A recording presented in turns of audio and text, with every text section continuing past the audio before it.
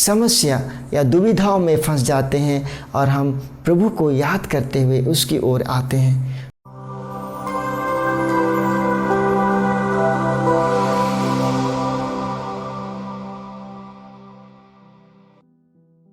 कल का समाचार जो लूकस के समाचार अध्याय 24 पद संख्या 13 से 35 तक लिया गया था, उसमें हमने सुना कि 2 शिष्य हताश और निराश और शर्म की स्थिति में वे यरूशलेम को छोड़कर एमाउस की ओर यात्रा करते हैं।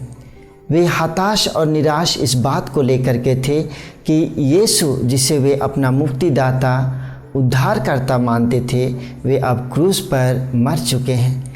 वे शर्म की स्थिति में इसलिए हैं क्योंकि यीशु जिसे वे अपना गुरु मानते थे, उसे वे क्रूस के काट पर मरने के लिए छोड़कर स्वयं की मृत्यु के प्रकोप से वे भाग जाते हैं।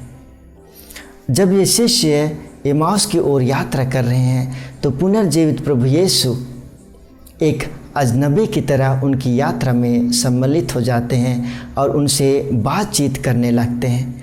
और ये शिष्य पुनर्जीवित प्रभु यीशु को पहचानने में असामर्थ्य रहते हैं।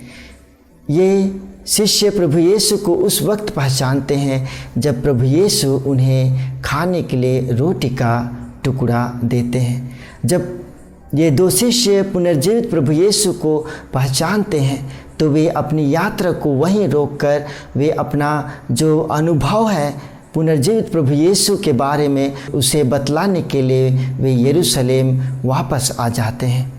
और आज के समाचार में हम सुनते हैं कि ये 2 शिष्य पुनर्जीवित प्रभु यीशु को महसूस किए हैं।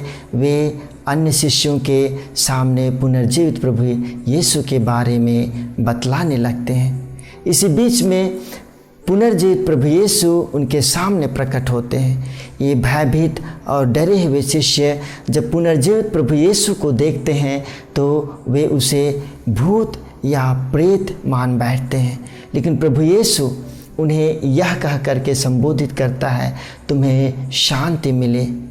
जब प्रभु यीशु उन्हें यह कह करके संबोधित करता है, तुम्हें शांति मिले, तो प्रभु यीशु इन डरे हुए शिष्यों को अपनी सामर्थ्य से पूर्ण कर देता है, अपनी शक्ति और बल से परिपूर्ण कर देता है। और प्रभु यीशु जब ये कहते हैं कि तुम्हें शांति मिले, तो प्रभु यीशु उनके जो गुनाह हैं उन सभी गुनाहों से उन्हें क्षमा प्रदान करते हैं। और जिस स्थिति में शिष्य हैं उसी स्थिति में प्रभु यीशु उन्हें पुनः अपनाते हैं और अपना शिष्य बना लेते हैं।